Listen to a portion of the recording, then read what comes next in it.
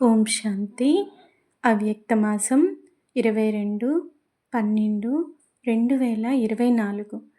మీ శక్తివంతమైన మనస్సు ద్వారా సకాష్ అందించే సేవ చేయండి. స్వమానం: నేను సఫలతామూర్త ఆత్మను.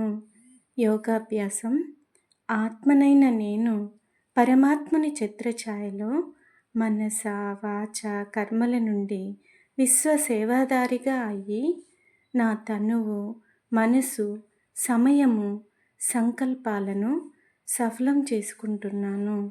బాబా నుండి సఫలతామూర్తి వరదానాన్ని ప్రాప్తి చేసుకుంటున్నాను. ధారణ: మాటల్లో మధురత, సంతుష్టత ఉండాలి. చింతన: సఫలతామూర్త ఆత్మగా ఎవరు కాగలరు? ఓం శాంతి.